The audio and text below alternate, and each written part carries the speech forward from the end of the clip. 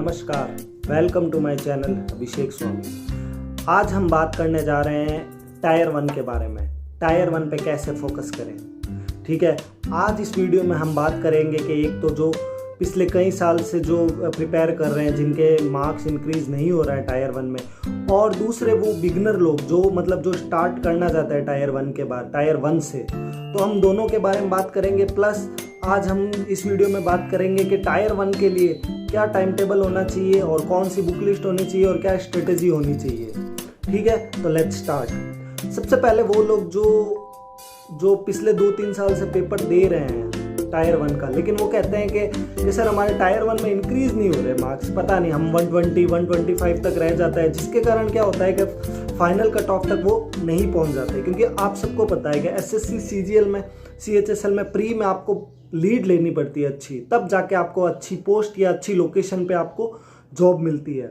तो आज हम बात करेंगे कि जो बंदे टायर 1 में रह जाते हैं 2-3 साल से, तो वो कहाँ गलती करे, आज उसके बारे में बात करता है। जैसे कि हम पहले बात करते हैं कि जो मार्क्स इंक्रीज नहीं हो रहा है 2-3 साल से, तो वो क्या करें, अपनी स्ट्रेटेजी में बदलाव करें। हो सकता है कि जो एसएससी अब चाहता है आपसे, वो उस पैटर्न पे आप तैयारी नहीं कर रहे हो।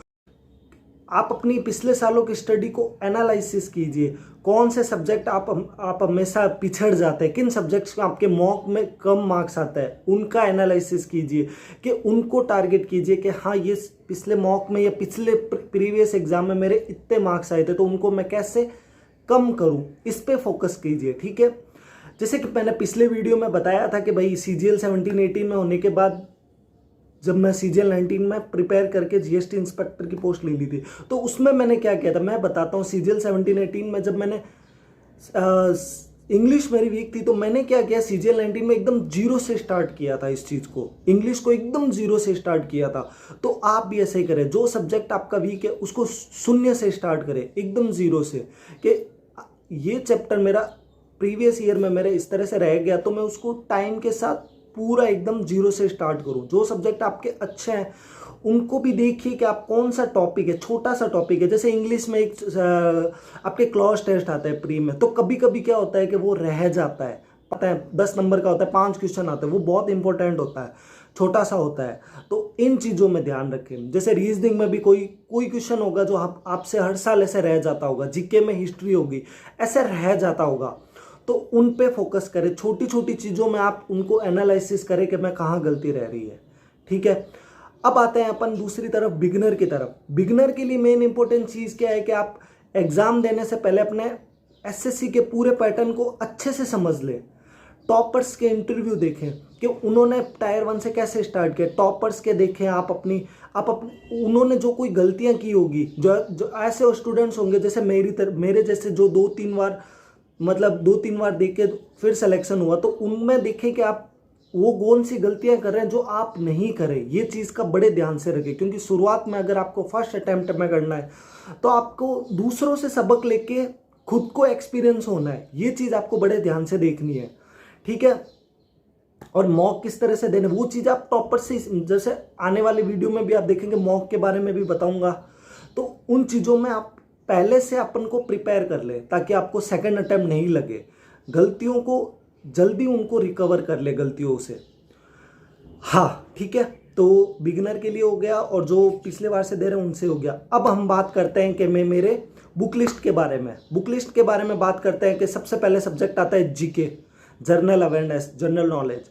उसके लिए आप क्या करें कि जनरल नॉलेज में जैसे क्या होता है कि आपको सबसे पहले कौन कौन से सब्जेक्ट होता है, हिस्ट्री, ज्योग्राफी, पॉलिटी, ठीक है। इकोनॉमिक्स हो गया, इकोनॉमिक्स बहुत कम आता है, एकदम कभी आता है कभी नहीं आता, तो उसको अपन एक बार नेग्लेक्ट कर देते हैं। हिस्ट्री, ज्योग्राफी, पॉलिटी, साइंस, ठीक है। और मिसलेनियस आता है, मिसलेनियस, और उसके बाद करंट अफेयर, ठीक है। स्टैटिक जीके, करंट अफेयर को छोड़ के बाकी सारा स्टैटिक जीके होता है। स्टैटिक जीके के लिए आप क्या करेंगे, लूसेंट और अरिहंत की बुक लेंगे, ठीक है। स्टैटिक जीके में हम बात करेंगे कि भाई हिस्ट्री, ज्योग्राफी, पॉलिटी और मिसलेनियस, ये चीज़ें क्या होती है लूसेंट में आपको मिल जाएगी। लूसेंट और अरिहंत की 2 बुक है, उसमें आपको स्टैटिक जीके करीबन पूरा हो जाएगा, कहीं ज़्यादा दूर जाने की जरूरत नहीं है। अच्छा, अच्छा, लूसेंट भी कैसे पढ़नी है आपको? ऐसे नहीं पढ़नी कि भाई आप रट्टा मार रहे हो, ऐसे नहीं। आप एसएससी के प्रीवियस क्वेश्चंस देखो, हर टॉपिक का प्रीवियस ईयर में मिल जाएगा आपको टॉपिक के हिसाब से, उसमें से और लूसेंट्स में से आप थोड़ा एनालाइज करो कि किस तरह का क्वेश्चन पूछता है वो, उस हिसाब से अपने नोट्स बनाओ। उससे क्या होगा कि आपको ज़्यादा पढ़ने की जरूरत नहीं होगी पूरे लूसेंट की। आप मेन मलाई निकाल लोगे, उसकी मलाई निकालने के बाद आपको उस पर आपको पूरा प्रिपेयर करना पड़ेगा। नोट्स अच्छे से बनाए हिस्ट्री के साथ, लूज स्टैटिक जीके के, क्योंकि वो आपको बार बार हेल्प बाद में आगे वाले एग्जाम में भी करेंगे, क्योंकि स्टैटिक जीके एक बार पढ़ लिया ना आपने, फिर आपके हर एग्जाम में वो काम आते रहेंगे। ठीक है, स्टैटिक जीके आपको हिस्ट्री, अब हिस्ट्री में जैसे किस टाइप के क्वेश्चन आता है, मैं जैसे मेरे एग्जाम में आया था कि एक आया था कि इस्लाम धर्म की स्थापना कौन सी शताब्दी में हुई थी, तो शताब्दी पूछा था और उसमें ऐसे 5th century, 6th century, 7th century ऐसे ऑप्शन दे रखे थे। और लूसेंट में ये चीज़ है, सीधा आपको पता है ये चीज़, तो ऐसे क्वेश्चन आता है। जैसे मिसलेनियस में एक क्वेश्चन आया था कि होलकर ट्रॉफी कौन से किस खेल से संबंधित है, तो होलकर ट्रॉफी पता है आपको ब्रिज से संबंधित होती है। तो ऐसे क्वेश्चन आते हैं एकदम लूसेंट में, एक छोटा सा एक जगह होती है वहां से क्वेश्चन उठ जाता है। तो ये चीज़ को आपको ध्यान रखना है, छोटी से अच्छी चीज़ें पढ़नी है आपको, छोटी छोटी चीज़ों पे एनालाइज करना है। ज्योग्राफी में आपको पता है कि किस टाइप के, अभी एसएससी पूछता है कि भाई आपके कौन सी फसल कौन से स्टेट में होती है। जैसे ज्योग्राफी में आपके पठार हो गए, झील हो गई, नदियाँ हो गए, उनमें भौगोलिक स्वरूप हो गया, उन सब सारी चीज़ें आती है, बांध हो गए, मंदिर हो गए, इस टाइप में क्वेश्चन पूछता है। ठीक है, तो उनमें आपको टेबल बना के करना पड़ेगा। कुछ लोग कुछ यूट्यूब पे अपने ट्रिक्स से भी याद कर रखा है, जैसे क्रेजी जी के ट्रिक्स में आपके उसमें ट्रिक से भी अच्छा दे रखा है, तो उसको भी आप फॉलो कर सकते हैं, जिससे आपकी ज्योग्राफी अच्छी हो जाएगी। मैंने पढ़ी थी, मेरे लिए बहुत बेनिफिशियल थी, मेरे को आज भी याद है। उसमें मेरे को याद है कि उसमें बांध या झील के बारे में बताया था, कोयना करके, कोयना नदी कौन से, ऐसे करके बहुत से आए थे, तो मैंने ट्रिक से भी पढ़ा था। ठीक है, उसके बाद पॉलिटी में मेनली अपन को क्या पूछता है, आर्टिकल हो गए, आर्टिकल और कॉन्स्टिट्यूशन अमेंडमेंट, ये बहुत ज़्यादा आता है। जैसे मेरे टाइम आया था कि भाई सिक्किम कौन से कॉन्स्टिट्यूशन अमेंडमेंट से स्टेट बना था, तो वो 36 था आई थिंक। ठीक है, तो ऐसे क्वेश्चन पूछता है जीके में। और साइंस है, साइंस अगर नॉन साइंस स्टूडेंट है तो मैं आपको मतलब सजेस्ट करूंगा कि आप उस पे जाएं, आप यूट्यूब पे कोई अच्छा टीचर ढूंढे, उस पे आप अच्छे से उनको उस पे आप जाएं, उनके वीडियो पढ़े, क्योंकि आपके नॉन साइंस सब्जेक्ट होगा तो आप थोड़ा पिछड़े होंगे जो साइंस स्टूडेंट है। तो उसके लिए आपको क्या करना पड़ेगा, आपको बेसिक तैयार करना पड़ेगा, क्योंकि साइंस के क्वेश्चंस भी अच्छे आते हैं। ठीक है, साइंस हो गया। उसके बाद आता है करंट अफेयर। करंट अफेयर के लिए मैं कहूँगा कि आप है ना डेली का मत पढ़ो, सबसे बेस्ट है। डेली का पढ़ोगे ना तो आपकी दिक्कत ये आ गई कि, क्योंकि आप डेली में क्या होगा कि आपके नेशनल होगा, इंटरनेशनल होगा, स्पोर्ट्स का भी होगा, और योजनाएं वो सारी नियुक्तियां सारी होगी। तो इसमें क्या होगा कि आपके दिमाग में डेली पढ़ोगे तो खिचड़ी बन जाएगी। तो सबसे बेस्ट क्या रहता है कि आप स्पोर्ट्स का एक अलग सा वीडियो देखो, स्पोर्ट्स का वीडियो देखो अलग से, नियुक्तियों का अलग देखो, नेशनल जो भी हो रहा है उसका अलग देखो, इंटरनेशनल अलग देखो। मैं ऐसा क्यों कह रहा हूँ, इसके लिए पीछे वजह है, क्योंकि आप देखो आपके वार्डरोब होती है, उसके अंदर आप अपने गर्म ऊनी कपड़े होते हैं वो आप अलग रखते हो, समर के जो टी शर्ट्स और होते हैं वो आप अलग रखते हो। जब समर में आप जाते हो तो सीधा आप टी शर्ट निकाल लेते हो सीधी, ठीक है, टी शर्ट्स उसमें रखी हो, आप उसमें से निकाल लेते हो। इससे क्या, नहीं तो अगर यही चीज़ उसमें आती है कि आप अलग अलग पढ़ोगे, मतलब स्पोर्ट्स का एक अलग वीडियो रखोगे तो आप उसमें सब स्पोर्ट्स का ही पढ़ोगे, ताकि क्या होगा आपके दिमाग में ज़्यादा कन्फ्यूजन पैदा नहीं होगा, आपका सीधा माइंड में क्लिक करेगा कि हाँ स्पोर्ट्स में मैंने ये पढ़ा था, इसमें मेरे से ये क्वेश्चन आया है, ऐसे होगा चीज़ें। डेली करंट अफेयर में इतना फायदा नहीं है, आप मंथली पढ़ सकते हो, मंथली में भी आपको स्पोर्ट्स का अलग से पढ़ना, ऐसे मतलब अलग अलग टॉपिक पढ़ो, पिछले 6 मंथ का या मंथली का भी स्पोर्ट्स का ऐसे पढ़ो, ये इससे चीज़ें आपके बहुत आसान होगी। ये करंट अफेयर का मेरे को ऐसा लगता है बेस्ट तरीका है। ठीक है, और अब आपको इस बुक्स बता दीजिए कि अब आता है अपन रीजनिंग पे। रीजनिंग में देखो क्या है कि आपको सबसे बेस्ट तरीका है रीजनिंग का, बुक और इतना नहीं देखना, आपको प्रीवियस ईयर देखना पड़ेगा। आपको एसएससी के प्रीवियस ईयर में पैटर्न किस हिसाब से आ रहा है, किस लॉजिक से वो क्वेश्चन पूछता है, जो वर्बल हो गया या मिसिंग नंबर हो गया या कुछ भी हो गया। ठीक है, और ऐसा मैं क्यों कह रहा हूँ, क्योंकि एसएससी अपना अलग रखता है एक चीज़ उसमें लॉजिक के हिसाब से, तो वही लॉजिक आप पढ़ो ना, अब दूसरी बुक से क्यों पढ़ो। तो इससे अच्छा है कि रीजनिंग आपको, हाँ बेसिक करो, आप स्टार्टिंग जो कर रहे हैं वो बेसिक पढ़ो, अपना बेसिक, हाँ देख लिया मिसिंग नंबर ऐसे निकालता है ऐसे निकालता है, उसके बाद आप प्रीवियस ईयर पे जाओ, प्रीवियस ईयर के जितने भी रीजनिंग के हैं वो सारे करो, ताकि उससे आपका है ना, मतलब एक थॉट प्रोसेस स्टार्ट हो जाएगा कि एसएससी में किस हिसाब से पूछता है, आप उस वो ही कर रहे हो। ठीक है, रीजनिंग हो गया आपके साथ। रीजनिंग के बाद अपन बात करते हैं मैथ्स की। देखो मैथ्स मेरी बहुत अच्छी थी उस वक्त, ठीक है। तो जिनके शुरू से मैथ्स नहीं रही है, तो वो क्या करें, अपना बेसिक स्ट्रॉन्ग करें। सबसे पहले बेसिक स्ट्रॉन्ग करने के लिए आप सबसे राकेश यादव सर है, बहुत अच्छे टीचर है, उनके नोट्स लो। अगर उनको नोट्स समझ नहीं आ रहा है आपको, तो आप उनके वीडियोज़ होगा, कोई सब्सक्रिप्शन होगा, वो लो। ठीक है, वो ज़्यादा अच्छे बेनिफिशियल होंगे। ठीक है, और सबसे मेन चीज़, मैथ्स आप कभी भी है ना ऐसे देख के नहीं कर सकते, आपको प्रैक्टिस चाहिए होगी। जितनी ज़्यादा आप कोई भी एक चीज़ फॉर्मूला, अगर वो चीज़ बता रहे हैं, कोई भी टॉपिक बता रहे हैं, तो ज़्यादा से ज़्यादा आपको यही चाहिए होगा। ठीक है, 10 तक की आती है, तो आपको राकेश यादव और प्रीवियस ईयर बहुत इंपॉर्टेंट है। आपको प्रीवियस ईयर क्वांट के लिए आपको बहुत बेनिफिशियल होंगे। 70% काम आपके प्रीवियस ईयर ही कर देंगे।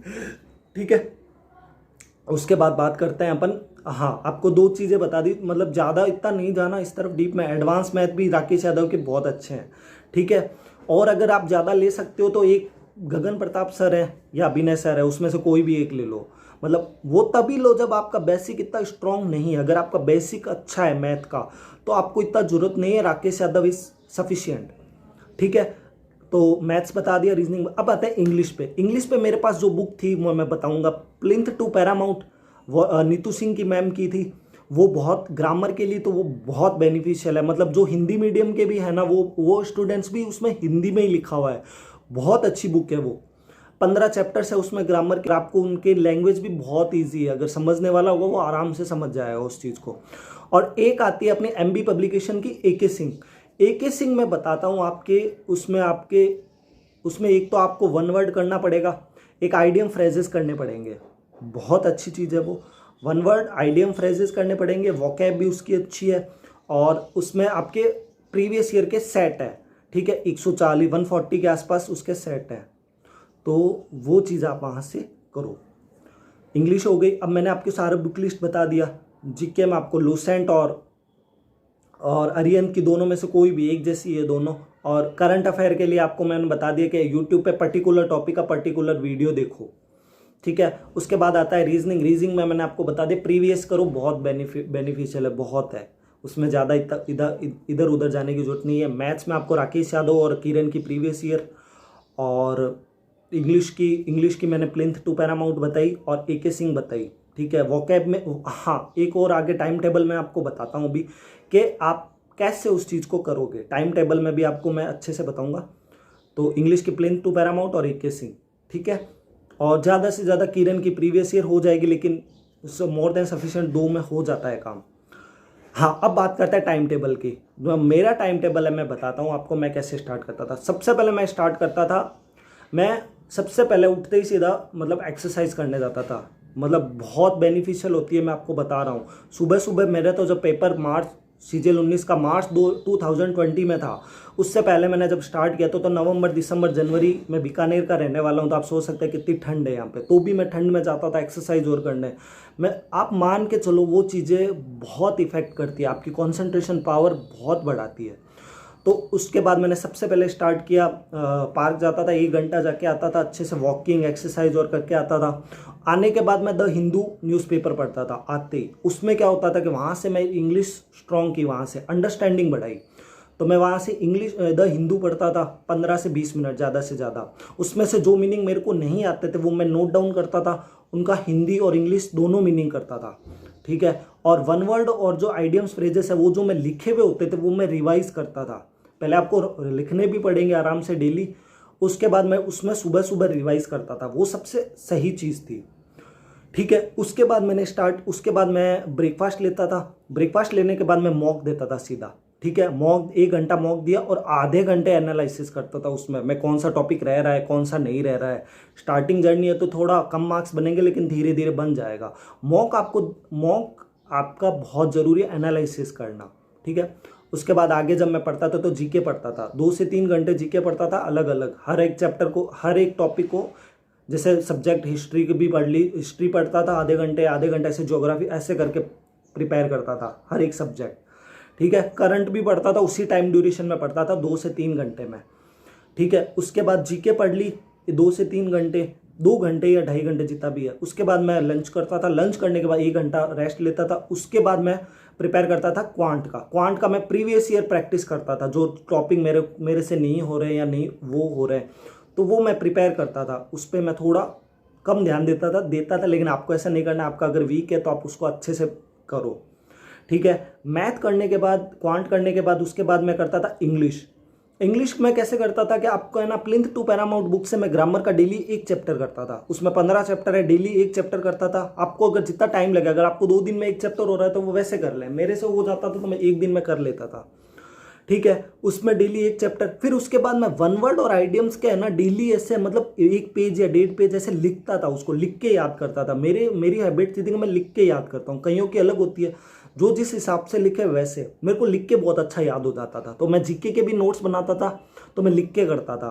ठीक है। और इंग्लिश में भी मैं ऐसे ही करता था, सारा लिख के मैं एकदम प्रिपेयर करता था। वो चीज़ें दिमाग में छप जाती थी आपके, क्योंकि आप उसमें 2 बार लिखते हो। एक बार तो आप जब आप उसको समझ रहे होते हो तब आपके दिमाग में आती है, फिर एक बार दूसरी बार जब आप लिखते हो तब होती है, याद हो जाती है। एक फिर बाद में आप रिवाइज करते हो तो वो हो जाती है, तो 3 बार हो जाती है। मतलब 1 दिन में आपको 3 बार उसका रिवीजन हो जाता है। तो लिख के बहुत बेनिफिशियल होती है चीज़, ठीक है। तो वन वर्ड और वहाँ लिख लिया मैंने, आइडियम फ्रेजेस और वहाँ लिखता था मैं। और वोकैब भी हो गए, वोकैब के बारे में बताऊंगा कि उसमें आप वोकैब प्रीवियस ईयर भी कर सकते हो और द हिंदू से जो मीनिंग्स आ रहे हैं वो भी कर सकते हो। और पीके सिंह में जो वोकैब है वो है ही है, ठीक है। तो ये इतना मोर देन सफिशिएंट है, इससे ज़्यादा इतना बाहर आता भी नहीं है। इतना भी आता होगा, लेकिन वो होता है ना कि कभी कभी ईजी आता है। अभी से क्या हो रहा है कि इंग्लिश के पेपर ईजी आता है एसएससी में। तो बहुत से मतलब पेपर्स में प्रीवियस ईयर ही जो वोकैब होती है, सिनोनिम एंटोनिम होता है, वो प्रीवियस ईयर ही आता है, ठीक है। उसके बाद मैं रात को जो है थोड़ा बहुत रीजनिंग पढ़ता था। रात को मैं इतना नहीं पढ़ाई करता था, रात को मैं थोड़ा रीजनिंग पढ़ता था आराम से। 1 घंटा जो मेरे को प्रीवियस ईयर होता था वो मैं पढ़ लेता था, ठीक है। तो रात को इंटरेस्टिंग हो जाती है चीज़ें, तो वो रात को पढ़ लो भले ही आराम से, जिसको जैसा शेड्यूल चाहे वैसा पढ़ सकते हो आप, ठीक है। कोई किसी को अगर मैथ अगर रात को अच्छी लगती है तो वो रात को पढ़ लो, आप रीजनिंग उस टाइम पढ़ लो। ऐसा कुछ नहीं है कि ऐसे ये टाइम टेबल बताया तो ऐसे ही शेड्यूल करना है, नहीं। आपको जैसा मतलब सही लगे कि यार मेरे को रात को इंग्लिश मेरे से रात से हो जाती है तो आप रात को कर लो जो सब्जेक्ट, ठीक है। बस उसको स्वैप कर सकते हो आप उन चीज़ों को, ठीक है। और मेन चीज़ है कि आप एनालिसिस करो। ये चीज़ आप खुद से फीडबैक लो कि मैं कैसे कर रहा हूँ। आप खुद से एनालिसिस करो, मॉक का, मीनिंग्स का, ऐसे सारी चीज़ों का, ठीक है। प्रीवियस में जो गलतियाँ हैं उसको छोड़ो, मोटिवेट रहो, सेल्फ कॉन्फिडेंस रहो। टायर वन में यही है कि आपको मार्क्स बढ़ाने हैं तो आपको शुरू से ही मतलब कंसिस्टेंट रहना पड़ेगा उसमें, ठीक है, तभी चीज़ें होगी, ठीक है। आपको मैंने अपना सारा चीज़ें बता दी, टाइम टेबल बता दिया, बुक लिस्ट बता दी आपको, ठीक है। और आने वाले वीडियो में हम चर्चा करेंगे अपन टायर 2 के बारे में। जैसा कि अब CGL 21 का हो रखा है, प्री हो रखा है, अब मेंस की बारी है, तो अगले वाले वीडियो में हम टायर 2 के बारे में बताएंगे। आज हो गई टायर 1 के बारे में, ठीक है। तो मेरे चैनल को आप प्लीज़ सब्सक्राइब कीजिए, क्योंकि सब्सक्राइब करेंगे तभी मैं आगे जाके मोटिवेट होऊंगा और मैं और भी अच्छे वीडियो जो आप मेरी जो एक्सपीरियंस है, मेरा जो पूरा एक्सपीरियंस है वो मैं आपको पूरा बताऊंगा, ठीक है। तो तब तक आप सब्सक्राइब जरूर कीजिए, लाइक भी कीजिए, और जो चीज़ समझ नहीं आ रही है वो आप कमेंट भी कीजिए। कमेंट बहुत ज़्यादा ज़रूरी है, ठीक है। कमेंट कीजिए, ज़रूरी है, ठीक है। Bye, thank you.